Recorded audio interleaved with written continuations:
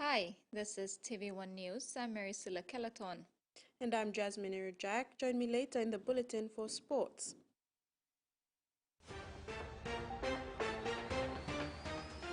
In this edition, locals grateful for new health post.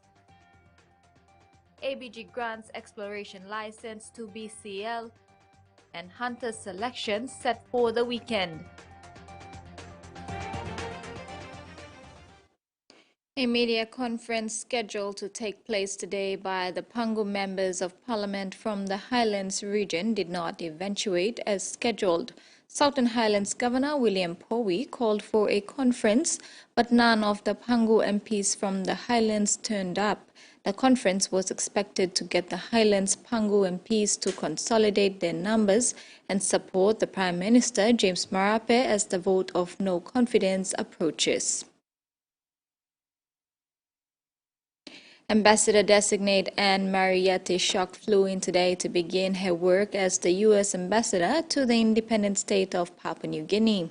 Nominated by President Joe Biden on July 11, 2022, along with her swearing-in ceremony that occurred early last month, the new U.S. ambassador is looking forward to taking on the challenge in strengthening ties with Papua New Guinea, Solomon Islands, and the Republic of Vanuatu. Papua New Guinea's relationship with the U.S. is robust and is still expanding, as the ambassador plans to foster collaborative efforts with PNG, Solomon Islands, and Vanuatu to address local and global challenges. By our government's leaders at the U.S. Pacific Islands Summit at the White House. It's all about people, about partnership, and about prosperity. Really, it's about building deeper relationships to find our ways we can work together to solve local and global challenges. We have so many historical and cultural ties with the people of Papua New Guinea, Solomon Islands, and Vanuatu, and we have so much to learn from one another. The Central Provincial Budget for 2024 presents a unique opportunity for the province to continue to rebuild the necessary infrastructure in the district headquarters and strategic LLG headquarters, including the social and economic infrastructure needed for the government to deliver public goods and services and to attract private sector investment. The 2024 Central Province Budget presents the opportunity to educate and empower the human resources of the province to be literate, to be financially literate, skilled and professional, hardworking and self-reliant successful entrepreneurs. Governor Rufina Peters says financial resources are always scarce and therefore the prioritization and allocation of limited resources are. My DDA has approved to provide 1 million every year for the next 5 years for SME. And so with our commitment to SME, I think that's an area that we can work together, both my district business officer as well as a provincial business officer.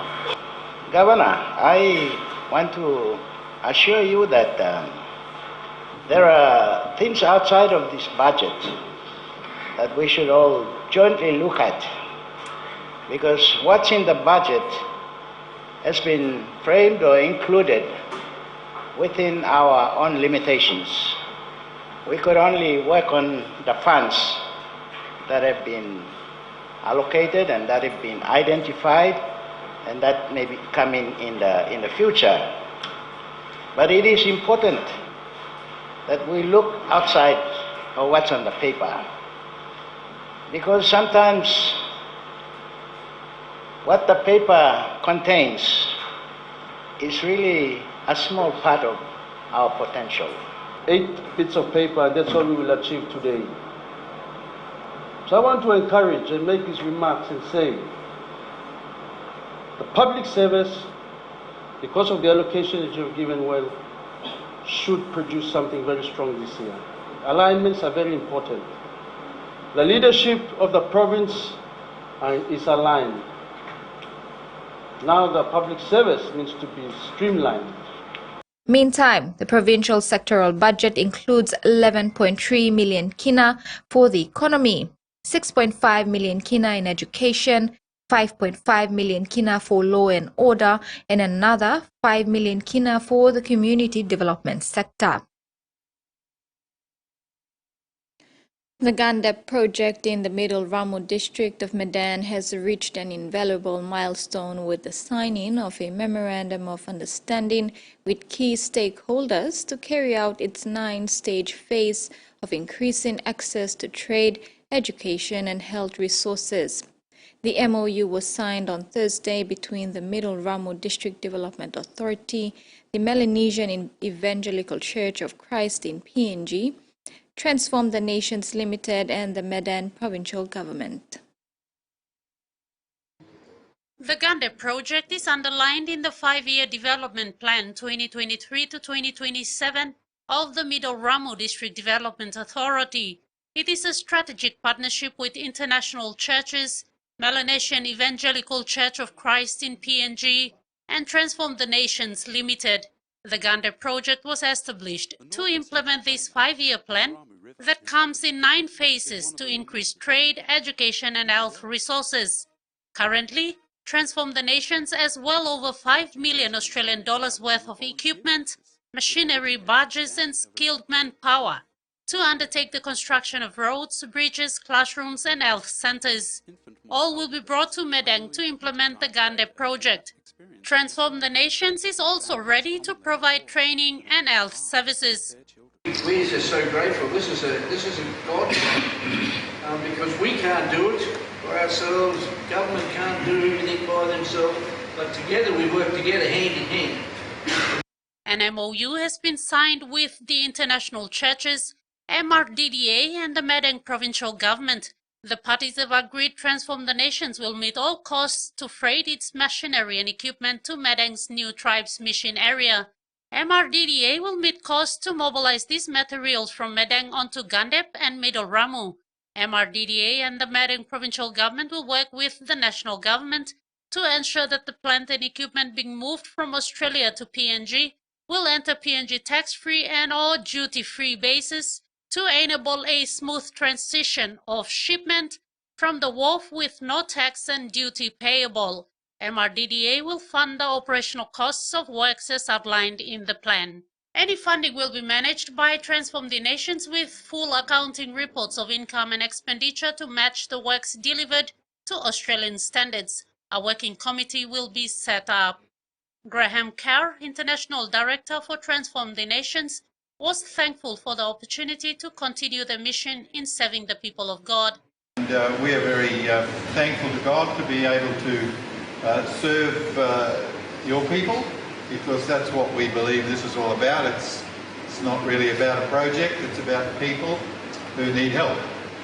And when I heard about just the medical condition and the survival rate of your children, which is some of the worst statistics in the world, it really touched my heart. And the project was initiated in 2009, but lacked political will to move it forward.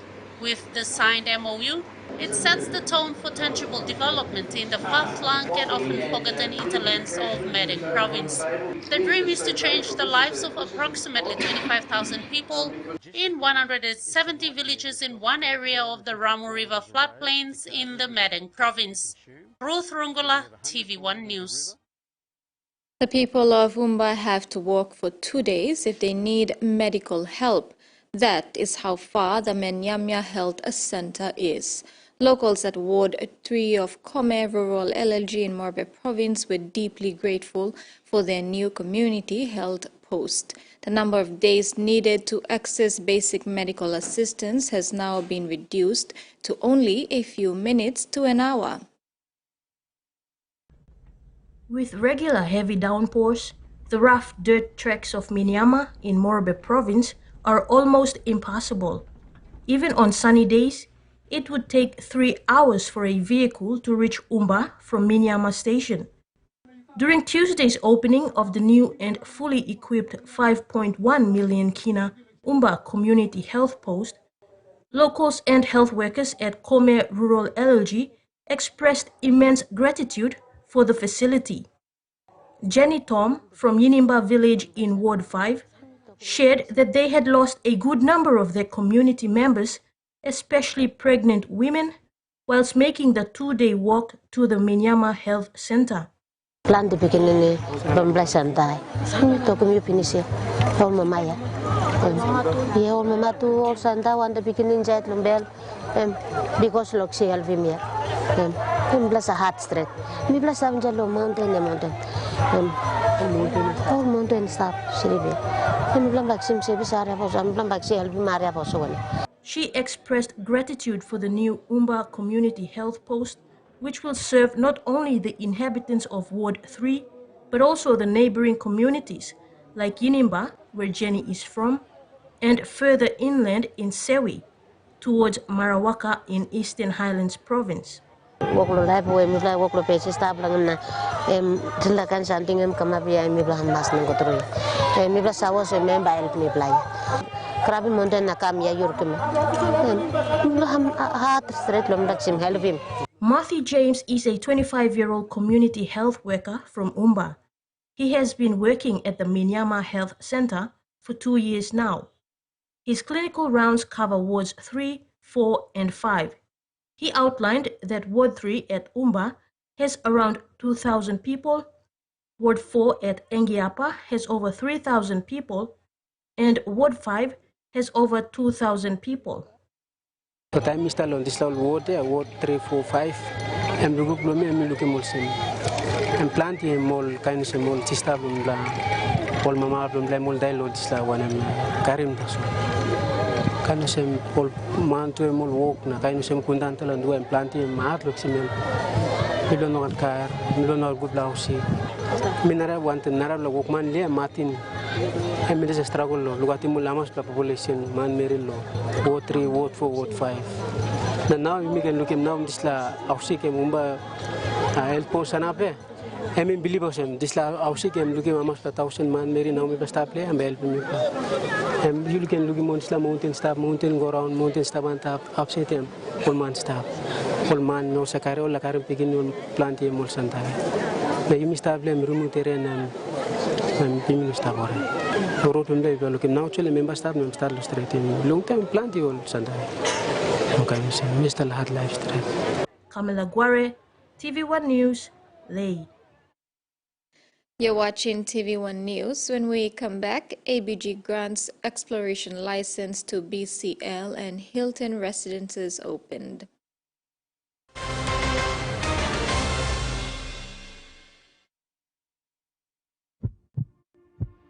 Feel it?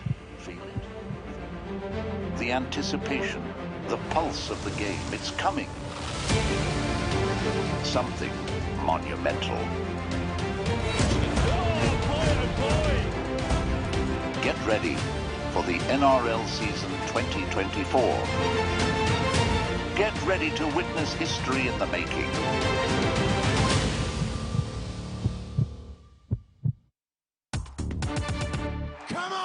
Join the party, baby!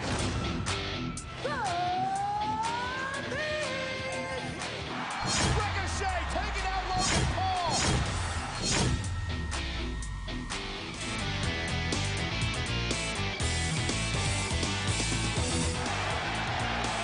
Samoa drop by Nia Jax!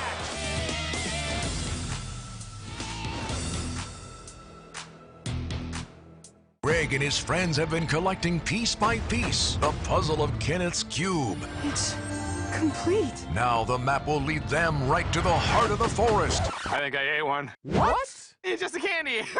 It seems this epic quest will finally end.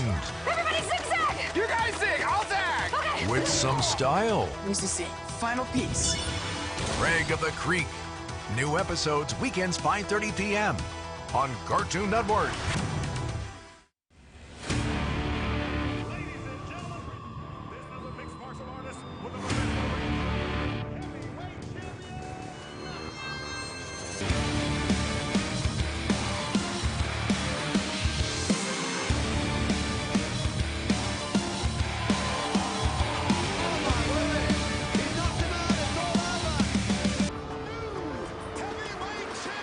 Watch Mixed Martial Arts, only on Fight Sports.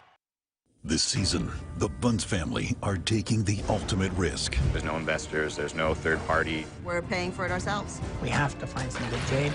The stakes are high, and every decision is their own. Time and money is everything. That's how important it is.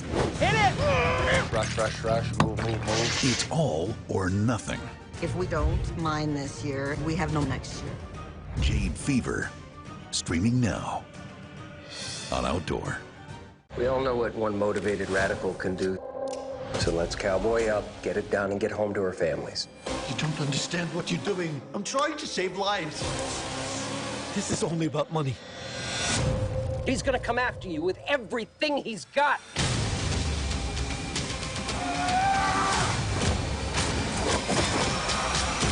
I'm going home.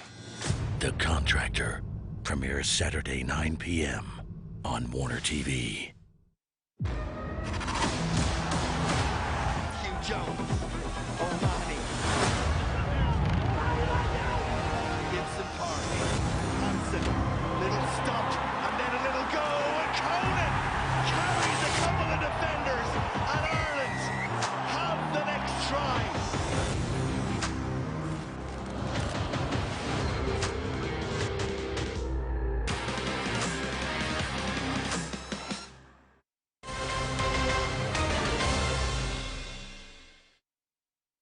Welcome back. The autonomous Bougainville government has announced the granting of the exploration license EL01 over the Panguna former special mining lease area to Bougainville Copper Limited.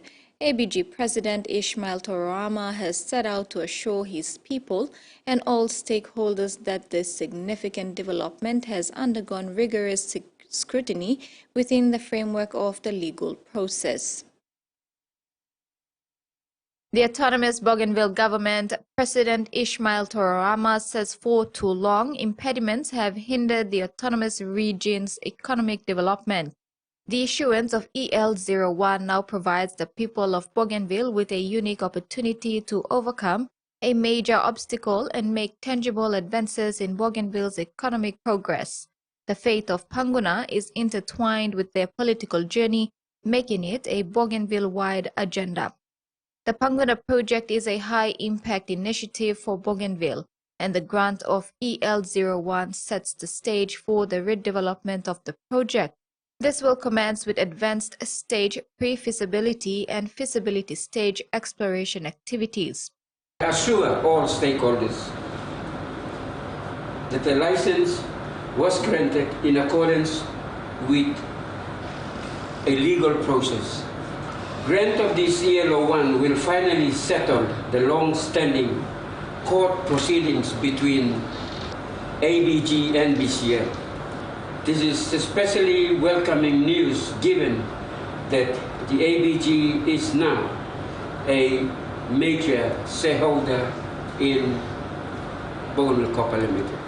Upon the completion of feasibility activities, the actual mining development stage will be subject to a separate license application and approval process. Realizing the mining development stage will be a gradual process spanning several years from the issuance of EL01. It gives me much pleasure to accept the exploration license number EL01. I think this is a historic moment for Bougainville. Bougainville Copper in its heyday was a transformational investment. It's very important to work together. The final result represents constructive collaboration between the parties. We work together with a common aim of making Bougainville strong fiscally and financially. That's important. It'll take some years before we get the full benefits of the investment. But at least we are starting now. The Panguna agenda has been a recurring theme for over 12 years. Semel said it is imperative that they break free from this cycle. He said practical progress on the project hinges on obtaining the necessary licenses. Therefore, his decision as minister responsible for Mineral and Energy Resources to grant EL01 to BCL is a strategic move to propel the project forward. While progress is underway under EL01, President Torama says his government remains committed to advancing dialogue with landowners and key stakeholders. He said this ongoing dialogue is crucial in preparation for the eventual granting of a mining license in the near future, and is encouraging all stakeholders to actively engage in discussions, ensuring that their perspectives are considered in shaping and mining development stage. Last night, the luxurious five-star Star Mountain Plaza Port Moresby Hilton Residences was grand opening with a meaningful tribute to the landowner companies of Petroleum Resources Kutubu Limited, Mineral Resources Star Mountain Limited, and Mineral Resources Oktedi Limited. On behalf of the beneficiaries back home, Augustine Mano, Managing Director and CEO of Mineral Resources Development Corporation, acknowledged the efforts towards establishing the 1.4 million kina project. Star Mountain Plaza in Port Moresby is beaming with pride after opening its 18-floor Hilton residence. The Hilton Residences includes a recreational area, a hub work office space, a bar, bistro, eats and drink area, a gym, and various residential spaces that comprise studio rooms, 1-bedroom, 2-bedroom, and 3-bedroom apartments, totaling 180 residences. The precinct now features Hilton Hotel and Residence, Kutubu Convention Center, 6 restaurants and bars, and Hubworks co-working community and retail. John Capinato, chairman of landowner company Petroleum Resources Kutubu, shared that the road to achieving this had not been easy. We had to overcome many criticisms and many challenges on the way. The most serious being the COVID-19 pandemic of the latter part of the 2019 and early on to 2020. The fact that we are here this evening for this occasion is a credit to the hard work and commitment of everyone involved. Capinato added that this 1.4 billion kina project is an investment legacy. The significance of this project is that it is a long-term investment that will someday look after us and our next generation. When the copper and the gold of the Tabubil Mountains, the oil and gas from the Agogo, Yagifu, and Usano runs out, this investment will be a legacy for every one of us and our future beneficiaries.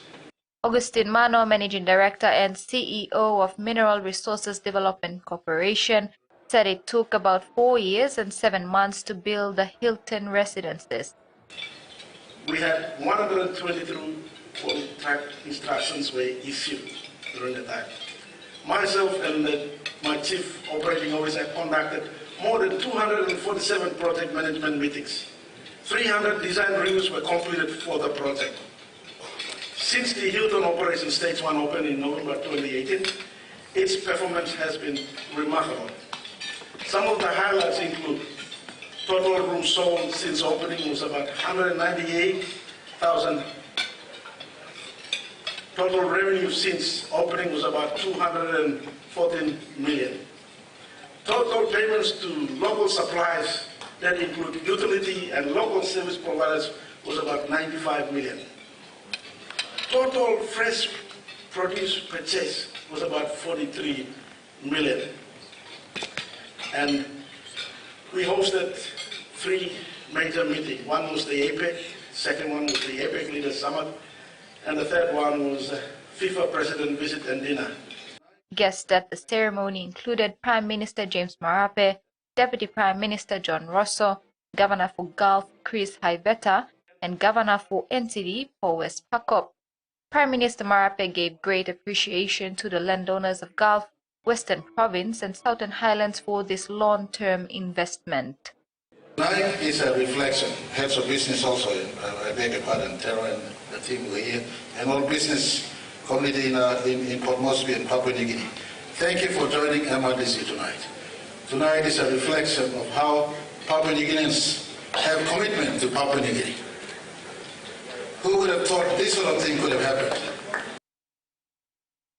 In a lecture room at the Electrical Engineering Department of the Papua New Guinea University of Technology in Lae, Morobe Province participants of a 3-week-long renewable energy training stood in awe as the lecturer demonstrated how a smart electricity grid works. The training was held under the renewable energy component of the European Union-funded Support to Rural Entrepreneurship Investment and Trade, or the STRAIT program, which aims to expand electricity access in the rural areas of East and West Sepik provinces through renewable energy solutions. As one of the implementing agencies of the program, UNDP has installed solar photovoltaic systems to schools and health facilities in 6 sites in the targeted provinces. Clive Howigan of the UNDP in Papua New Guinea writes that over 30 seasoned electricians, engineers, PNG Power employees and teachers from East and West Sepik provinces attended a 3-week-long renewable energy training in Lae Morobe province to gain the necessary skills to maintain the systems and to become solar energy experts in their respective communities. This marked the 3rd and final training for the participants since 2021. The training was facilitated by the University of Technology's Sustainable Energy Research Institute. The director of SERI, Professor Dapsi Olatona, hopes the training will yield positive results for the communities of the participants. The ongoing training is a special one. It's meant to give engineers, selected engineers and tradesmen, electricians and staffs of PNG Power the opportunity to come and learn from many SERI experts about all areas of renewable energy resources that's available in PNG. Wilson Lalu, an electrician with over 40 years of experience, says that the training gave him a new perspective on renewable energy. Wilson currently works on one of the project sites of the STRAIT program in Nagam, East Sepik province. Under UNDP's leadership, the project has installed 176 solar panels and connected them to a battery system that provides continuous power to all dormitories, classrooms and staff houses in a local school. Like now, I can see how solar can be helpful in the community and to me as a person. I think it's a 2-week course, and I think I've seen some new thing which I've never learned before, or in the solar industry. And not just solar, but they've introduced the other renewable energy as well, like hydro and wind energy. The government of Papua New Guinea has set a target of connecting 70% of Papua New Guinea's population to renewable electricity by 2030. By 2050, the government hopes to have reached universal electricity access throughout the country. UNDP hopes to contribute to this aim through its various initiatives in the country. Award-winning reggae band Dorman's Project DMP and the sensational DeVille are gearing up to electrify the Cosmopolitan stage this Friday and Saturday night. Making his debut in Papua New Guinea, DeVille is eager to showcase his chart-topping hits during this 2-day sensational performance alongside DMP. The Pacific Islands award-winning reggae band, Dorman's Project, has got PNG fans psyched for the weekend. DMP has brought along Jamaican-born artist DeVille for the first to PNG to perform at the Cosmopolitan tonight and tomorrow night. The Jamaican artist and songwriter expressed excitement at performing for his Pacific Islands fans alongside DMP. Right here, out of all the places in the world that we could have done this at, we chose PNG. Why? Because the people of PNG has showed us so much love over the years. You know, they love DMP, they love DeVille. And believe me, it's been a minute. I've seen the responses, I've seen the messages on my Facebook from the people in PNG, and it's been a while, you know. The questions has been asked, when are you coming to PNG? We want to see you here. Well, here I am. DMP and Davil will be performing some of their greatest hits back-to-back in both shows. Davil, in partnership with DMP, says this is the best duo performance yet. He added he will be releasing new songs. I have a couple of singles that I've been promoting, but for me right now, the main focus is what I have first on the agenda, which is why I'm here. Second and the third, I'm going to give you a taste of what I've been giving the world over the years, but with something even more special added because I'm in PNG. After Port Moresby, DMP jets off to the US for its reggae tour. It started in Solomons. The boys are from the Solomon Islands, but it's bigger than that now. The group, we expanded, and the collaboration with PNG. PNG are well embedded in DMP's name. So the fans and the support, we know the biggest fan base was here, and the love from day one was here. So the only way the boys can show love back is with this next step and how we've chosen to move this way, So. Meantime, tickets for the Cosmo performance are selling out fast with the Grand Arena at 90 kina, VIP 120 kina, and meet and greet is at 250 kina. Jane Budo, TV1 News. And now the finance news. The kina closed lower at $0.2670 in the interbank market. At Bank South Pacific, our kina was buying $0.2595 $0.3921 Australian dollars, $0.2311 euro, and 37.65 Japanese yen. Looking at commodity prices at New York close, all closed higher except gold, crude oil, and copper closed lower. And on the stock market, the Dow Jones closed higher, ASX closed higher, and all ordinaries closed higher as well. This is TV1 News. We'll have news from abroad when we return. Stay with us.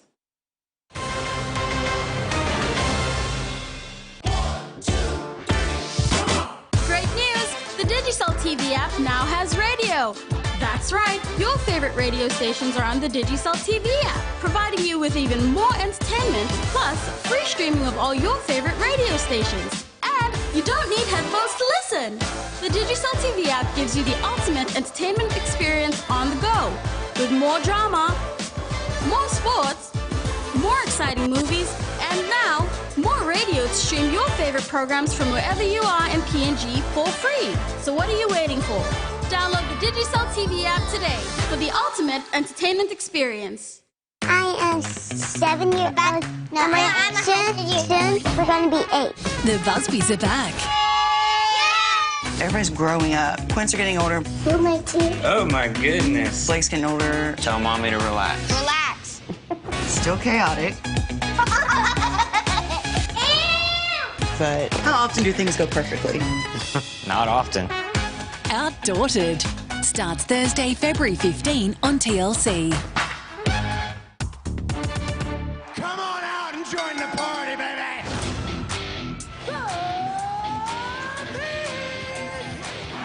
Ricochet taking out Logan Paul!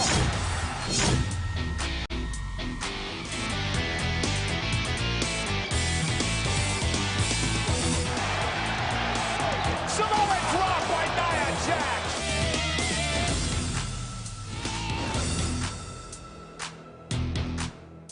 Ooh, it's starting! Step into the new year with a serving of fresh movies. Where's my sandwich? Plot twist. Grab your front row seats Justice League, into action. and prepare to get blown away.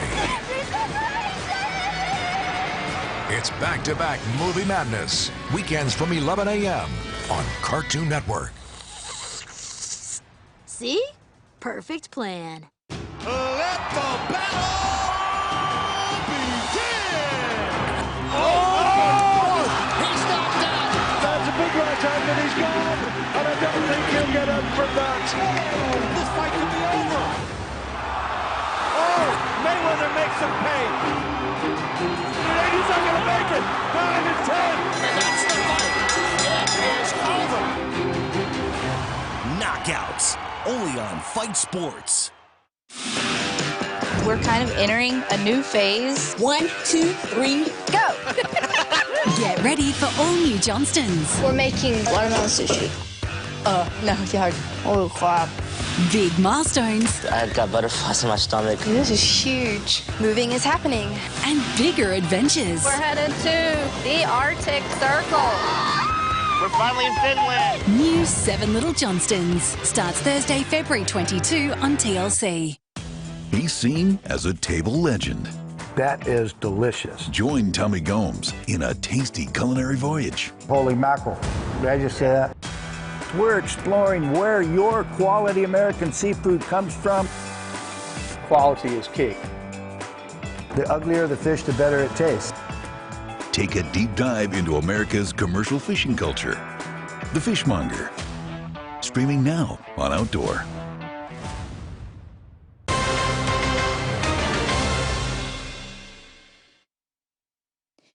Welcome back. In news overseas, the United States government has imposed sanctions on 4 Israeli men it accused of being involved in settler violence in the West Bank, signaling growing U.S. displeasure with the policies of Israeli Prime Minister Benjamin Netanyahu. U.S. President Joe Biden issued an executive order on Thursday that aims to punish Israeli settlers in the occupied West Bank where Palestinians envisage a future state. The order establishes a system for imposing financial sanctions and visa restrictions against individuals who attack or intimidate Palestinians or seize their property. White House National Security Advisor Jake Sullivan said in a statement that the U.S. government's actions seek to promote peace and security for Israelis and Palestinians alike. The State Department's sanctions freeze the U.S. assets of the 4 men and generally bar Americans from dealing with them. Charges against the man accused of lighting the devastating Warraloo bushfires in 2021 have been dropped after prosecutors said there was no reasonable prospect of conviction. 3 years on from the bushfire emergency that destroyed scores of houses, one resident who lost her home says the community is still trying to rebuild. The Warraloo bushfires razed almost 11,000 hectares and destroyed 86 houses, including Jessica Blackwell's home in Gidgegannup after she was forced to evacuate and could not return. By the time it crossed 2J Road, it was moving so quickly that they had already closed the roads and there wasn't that much of an opportunity, which is a bit different to normal. And then it all happened very fast from there. But charges against Daniel Gunter Preuss, the man who was accused of starting the fire when he used an angle grinder during a total fire ban, have now been dropped. Mr. Preuss was due to stand trial next week, but in court the prosecutor said as a result of further police investigations, the state considers there are no longer reasonable prospects of a conviction because it can't be established he lit the fire and caused the damage. The recovery process has been grueling for Jessica Blackwell, but she's been in her new house for a year, unlike many others. Now when I think about the fire, where my thoughts go to are the people that still are without a home, that haven't been able to rebuild for whatever reason, and a lot of it is not for lack of trying. WA police say they're still treating the cause of the blaze as deliberate and they will investigate any new information uncovered during the court process. Santos will not seek legal costs from Tiwi Islanders after a failed federal court bid to suspend the Barossa project over cultural heritage concerns. It comes as the Environmental Defender's Office faces backlash after it was found to have manipulated the instructions of their Indigenous clients in the federal court case. The federal opposition says the national body should be stripped of funding, while the Northern Territory government is now reviewing its contract with the provider. The Barossa project is back on track after costly delays from a failed legal challenge. There's no secret that I don't think the balance is right, given that we were delayed for a year or so after we had our project approved. While the federal court ordered the Tiwi Islands plaintiffs to pay Santos's legal bills, CEO Kevin Gallagher says the company will recoup their costs through other avenues. That'll become evident in time. We're working through those processes. The Tiwi elders' lawyers at the Environmental Defender's Office coming under nationwide scrutiny. If a coalition government is elected at the next election, we will defund that body because it is a bunch of radical environmentalists. I've already spoken to Kate Warden, the Environment Minister, to say we need to have a look at that contract. We fund them $100,000 a year. It follows a federal court ruling that EDO lawyers engaged in a subtle form of coaching of Tiwi witnesses around the location of dreaming sites near Santos's Barossa gas pipeline. At risk, $8 million in federal funding for the EDO. But the Law Council says defunding the organisation would be a step in the wrong direction. I think that would be a very unfortunate retrograde step based on a single instance where there may have been some adverse commentary in one particular case. About 200,000 Australians access community legal services every year, and the EDO is just one of them. If we weren't around, they would not be getting legal assistance. So in those circumstances, people don't get to enforce their rights. They often don't pursue their rights at all. They dip out of the process and they are fundamentally disadvantaged. In a statement, the EDO said without their services, grandparents, young people, charities and community groups would be denied access to the legal system. The federal government did not say whether it would cut any of the EDO's funding, just that it takes the Mankara Santos judgment seriously. Much of Western Australia is continuing to swelter through a heatwave, with temperatures in some areas soaring over 40 degrees. This is Perth's second hot spell since 2024 started, and it usually has only 2 severe heat waves each calendar year. It's another hot day in Perth, and these kids from Meekatharra commandeered park sprinklers to get some relief. But for others, midday is the best time for exercise, even when it's pushing 40 degrees. I love fitness, and there's no better time of the day to do it. You know, condition the body to the heat. Just keep your salts up, keep your water up. I don't know why people aren't out here doing this. This is it.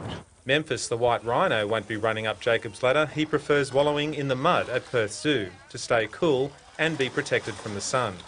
While an otter keeps the body temp down with fishy ice blocks.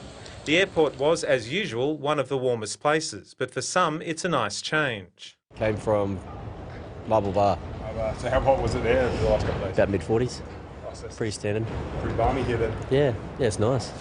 On days like today, it's important to stay hydrated and to stay cool. One of the best places to do that is here, Elizabeth Quay's Water Park. But the bad news for those not used to plus 40 temperatures, there may be more to come. Summer is certainly not over. We have got another month of summer left, and that means we are going to continue seeing that typical or classic summer pattern where we see a slow-moving west coast trough and a high-pressure system to the south of us. And what that means is we'll continue to see hot, dry days over the next few weeks. We've already seen 3 days above 40 degrees this summer, with the rest of February to go. Although 2023 was the warmest year on the record globally, it was the third warmest year on record in the Western Pacific region. December 2023 was the warmest December on record, with August, September and October also warmer than their corresponding months in all previous years. 2016 was the hottest year on record for the Western Pacific. The 5 warmest years on record in the Western Pacific have all occurred over the last 10 years. The Pacific Regional Climate Coordinator Terry Atalifo says from his experience at the national level in Fiji, every new decade is warmer than the previous one. He says there is a consistent and similar warming trend observed at the regional level. This is TVWan News. Later in sports with Jasmine, Apple Capiniers undergoes surgery and Hunter selection set. Stay tuned.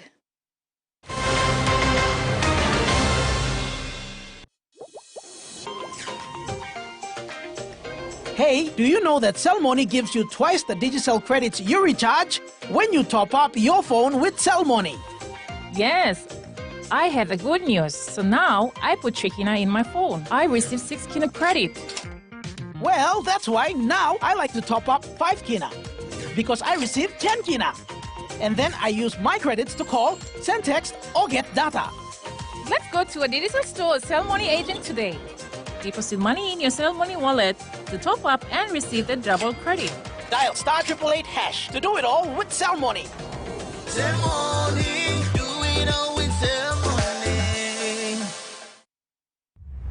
After a series of tragedies, Buffalo Airways is gearing up for a comeback. Got your seatbelt on? Get ready for aviation drama. My head's gonna explode now. You prove to me that your accusations are right. Icy challenges,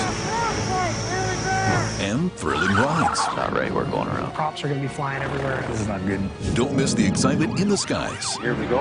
Everybody's ready? Ice Pilots NWT, an all-new season, coming soon on Outdoor. My wife and my kids, they're gonna thank me for this. I'm looking for the guard. Coming here, I'm starting to remember who I am. Free of worries, free of paying bills. You're free to do whatever you want. I'm going to this garden. I don't know what to expect. I'm going there because I hope that I find a new experience. Are people ready? Burn it. Oh my gosh, what have I got myself into? New The Garden Communal Cult, Sundays 9:30 on Discovery. That's crazy. I mean, this is like military. You want to fight with me? This is gonna be a rough 5 days. I'm Jimmy Smith, a professional mixed martial arts fighter and former math teacher from LA. I don't need a warm-up. I'm set. I'm Doug Anderson, an Iraq War veteran and rookie fighter from New Jersey. This is our Fight Quest. Watch Fight Quest, only on Fight Sports. I am 7 years old. No, soon we're going to be 8. The Busbys are back. Everybody's growing up. Quints are getting older. Feel my teeth. Oh my goodness. Blake's getting older. Tell mommy to relax. Relax. Still chaotic. But how often do things go perfectly? Not often. Outdaughted starts Thursday, February 15 on TLC.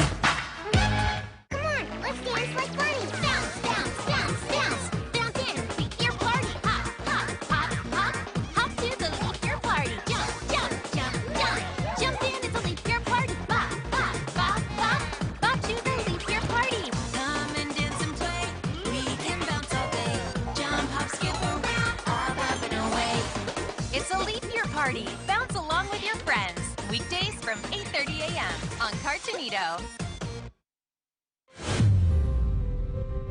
In the next 3 weeks on River of Worship, join Pastor Anthony Ando, Pastor Jason Melly, Pastor Arnold Yangavi, and Pastor Peter Bogembo as they talk about the recent School of the Spirit and shed more light on Christ revealed and altars. Christ's life is not religion. It is God life, and it's an indestructible, God-powerful life. River Worship, Sundays at 7 a.m. with repeats the same day at 12:30 p.m. and Mondays 8 a.m. and 4 p.m.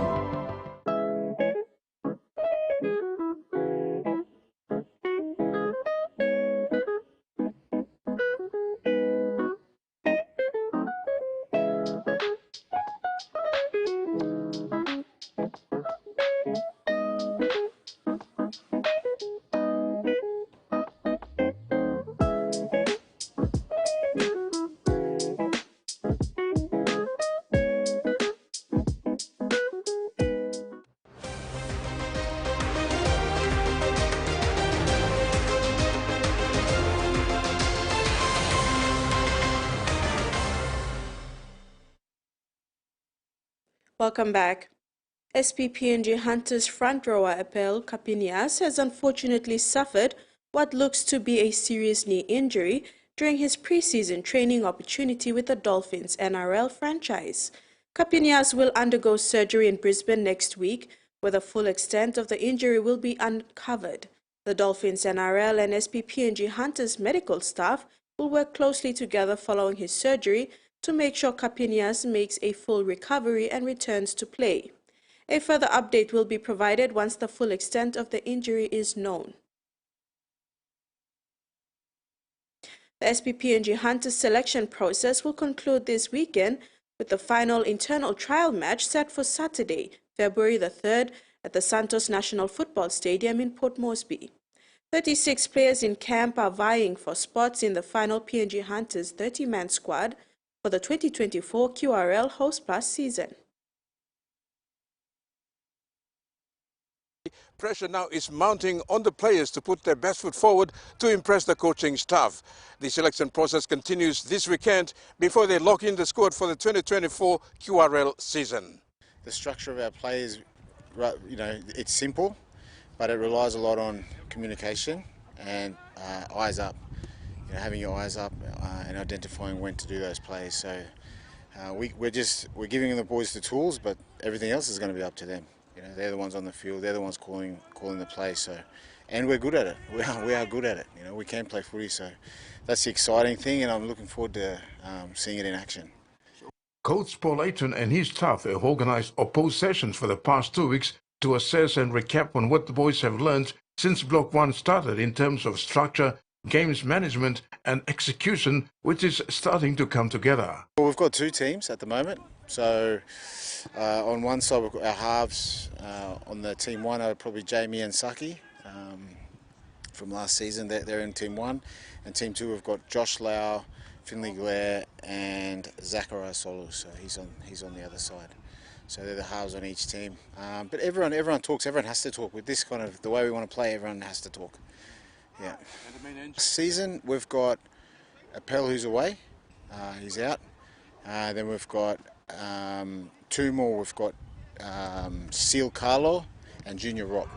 That's it from all of last year. So all the boys that have come in haven't been here last season. So they've had a lot to work on and they've come along well. We've got Jordan Pat, who's had a little bit of a spell with the Hunters, which is going to help us. Manasakai. We've got Koso as well. He's there as well from last year. Anthony Warrett. So we brought a few of those boys back just because we don't have any experience. We've only got those 3 boys. So and they've been good. They've been really good for us. So. Ayton has been impressed with the energy and enthusiasm shown by the old boys, which is rubbing off on the younger members of the squad. Our first trial this Saturday is against each other. Currently our squad is, including the Dolphins boys, is 39, but that'll be reduced to 30. So 20 from last year, so we'll probably add another 10. So yeah, there's a lot of good boys there. So and considering the amount of players we used last year, if they don't make the 30 squad, you just never know with experience, with the injuries and suspensions we had last year. We ended up using a lot more players. So even if the players don't get selected and go back to Digital Cup, they've obviously been with us for nearly more than 2 months. So if there's someone to choose from, it'd be one of those players. The Hunters' final selection trial match is scheduled for 5 p.m. this Saturday at the Santos National Football Stadium. Only families and the media have been invited. Terry Longwood, TVWan Sports. Lace-Nax Tigers rookie and junior Kumul number 9 Finley Glare has impressed the PNG Hunter coaching staff with work ethics and enthusiasm as he aspires to put his best foot forward and hoping for the potential call-up to the Hunters' final 30-man squad for the 2024 QRL season. Following the footsteps of big brother and former Hunter Warren Glare, Finley has had a fairy tale start to his young rugby league career, headlined by his debut for the PNG Junior Kumuls against Australian schoolboys in September 2023. The 20-year-old Southern Highlander stands around 168 centimeters and weighs 82 kg, is a product of Leigh School's program before making his debut for the Lace-Nax Tigers last year. He went on to represent the country in the junior Kumul ranks against the Australian schoolboys in September. Finley earned his spot in the Hunters training camp on merit after his impressive form at the junior Kumuls. The confident young man is ready to take the next step forward if he makes the Hunters' final squad when it is announced this weekend. Antasem next level. Diesel Cup stop. Antasem go next level. So come inside, line and plant. Lily go something. Marcus work. Aulo passing ball. Aulo catch. Plenty or something middle line. Aulo defense. Aulo go attack him or defender. And plenty lily something middle line. So meeting him by help him. Game lo mito. Finley was picked as hooker, but his versatility around the ruck area is an advantage for the team as he can also play in the halves if need be. Follow me join the DSL Cup. Me started in career playing with schoolboys. Play all schoolboys game come. Last year me playing all schoolboys game gone. Last year all Snakes Tigers scout me. Okay, me go to Snakes Tigers. Me no go to Snakes Tigers yet. Me play one time. Local club team blow me lo lay yet. Lay Biscuit Spiders, Estaraga Spiders. Reflecting back on his Kumul experience, Finley said the game is tough and fast, but he's using the experience as a platform to work harder and learn as much from the Hunters coaching staff. I'm blowing first block me blakam, me bla plante mangelilik me blakam so kati gona now me bla 40 38 me bla stop so I'm blowing lo after this la block lo walking inside lo SP Hunters final 30-man squad. Terry Longwood, TVWan Sports. Following the franchise managers conference early this week, 2024 Digicel ExxonMobil Cup football conference continued today at the Holiday Inn with head coaches from the 12 franchise clubs: Vipers, Gurias, Cutters, Iso, Tigers, Lahanis, Wigmen, Muruks, Mioks, Eagles, Dabaris, and Tumbe. PNG Rugby Football League head of Elite Player Development Joe Grimmer took charge of the session today. Discussions were mainly around the roles and responsibilities of coaches and harnessing the skills and the technical know-how of operating computers using specific software to analyze games during match reviews. Grimmer was quite amazed and excited to see how the coaches are embracing the new technology, which is add value to their work. 2023 Digicel ExxonMobil Cup Grand finalist Bintago Gorokalahanis remains confident to give another shot at the title, despite losing coach and a few players in the 2024 season. The franchise management expressed trust in its new-look squad. The club will be steered by returning Gonzala Urakusi. The Bintangaguru Kalahanis was one of the dark horses coming up from nowhere, shocking the 2023 Digicel ExxonMobil Cup competition frontrunners with a late surge into the grand final, only to suffer a defeat to Enga Mioks in a fierce encounter. The reward for this was both good and bad, with some players exiting the franchise, while the new players making their way into the team to make name for themselves. As such, the franchise lost a handful of its players, including coach, to rival franchise. We need to do a bit of a build-up, especially with the departure of the coach to Bavas. I think that has been known on the media. And we have also lost a few of our players together with our coach to the Bavas. And we've also stood down three or four senior players, basically because of etching, and they have been there a bit longer, for more than 10 years with the club. So we want to make way for the new young crops to make it to the team. The team captain and most experienced player, Charlie Booker, was one of the 7 players who was considered to have caught up with age and stood down to make way for the much younger players. Taking over from former coach Charlie Wabo is Gonzala Urakusi, who coached the Lahanis before and was stood down on disciplinary grounds. Interestingly, Gonzala Urakusi, he had a disciplinary problem last year, so that's why we started him and brought on Charlie Wabo. But we made way for him to come back to the team and coach our team. So Gonzala Urakusi, the former coach, will be back this year. Can you confirm? Despite having some new faces in the team, the Lahanis management remain confident with the current crop of players. Rex Litter, TVWan Sports. Rugby League has become a tool for peace and unity in the North Wagi district of Jiwaka province. Last weekend saw the culmination of 9 weeks of the inaugural Community Rugby League tournament, concluding with the grand final. It's been almost a decade since Rugby League ceased to be hosted within North Wagi, all blamed on violence both on and off the field. But in 2024, the Papua New Guinea Rugby Football League granted North Wagi Rugby League affiliation to the mother body. Initiator of the Komni Legacy Cup, Stephen Komni Kunum, says it's a long road and a hard one to come this far. Kunum says, but not yet over, North Wagi returns to Rugby League in PNG as a PNG RFL affiliate, staging its season 2024 later this year. And culminating from the off-season Komni Cup. And on hand to reaffirm the status of North Wagi Rugby League was PNG RFL Highlands Confederate Director James Kundi, who commanded the effort behind the drive, but importantly, stressing the importance of discipline. For the locals, including former Rugby League players and the bigger community of North Wagi, Rugby League does have its place within society to unite and bring peace. The expressions of gratitude for the return of Rugby League in this part of the Wagi Valley are more of a stance to unite the region once more for the betterment of livelihoods and to utilize the sport of Rugby League to identify potential raw talents that can develop into elite players. The long dry spell of no Rugby League in the region has forced players to venture away, but now it's a thing of the past as they have their Rugby League at their doorsteps to own. But it comes with bigger responsibilities, according to Kunum.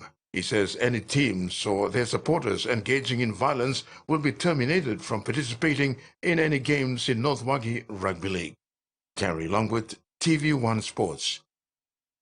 The 8th edition of JT Super Nines tournament was launched Thursday at the Mosby South Rugby League Stadium by the member for Mosby South, Justin Kachenko.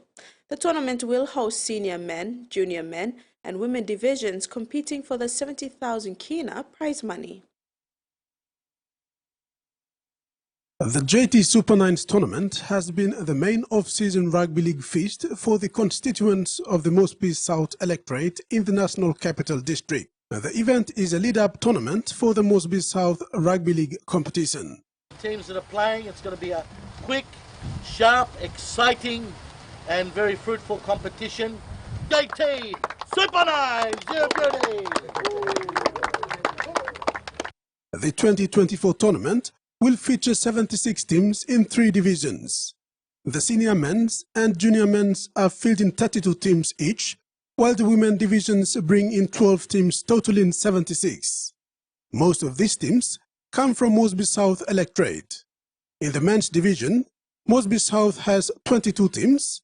The remaining 10 teams come from 2 sister electorates, Mosby Northwest and Mosby Northeast. Same with the women's team. 8 teams come from Mosby South and the other 4 from outside. The Mosby South Rugby League affiliated teams make free entry into the tournament, while the invited teams would pay affiliation fees. Tournament director Bagelo Solian is expecting a strong competition. I think personally, I think this year's competition will be tougher because we've minimized the teams.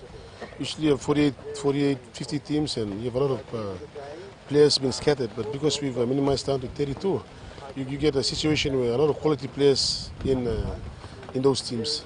So I'm expecting that this year's tournament will be slightly standard-wise higher than previous years. Solian said 32 teams would be drawn into 8 pools with 4 teams. The top 2 teams in each pool proceed into finals. The tournament is expected to run with a space of 2 weeks. Tournament director Solian gave an overview of how much the winning team walks away with. For a cup, we've got 20,000 kina cup and 10,000 runners-up.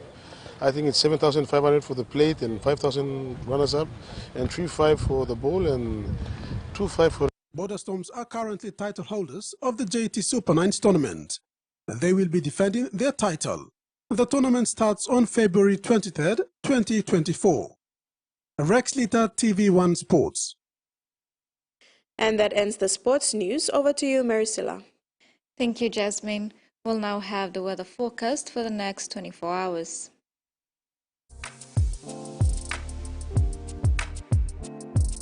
Southern, scattered showers and isolated thunderstorms with windy conditions, but must be cloudy with chance of few showers or drizzle.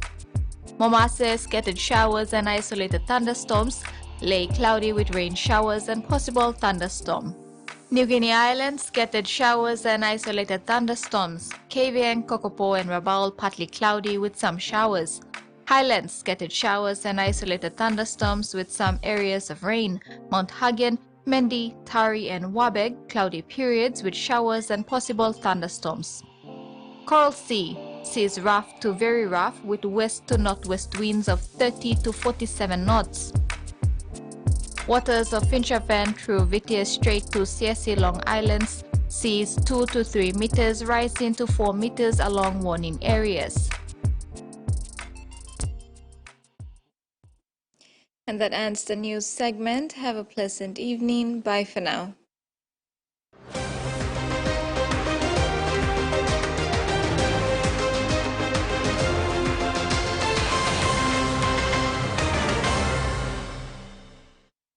The TVWan News was proudly brought to you by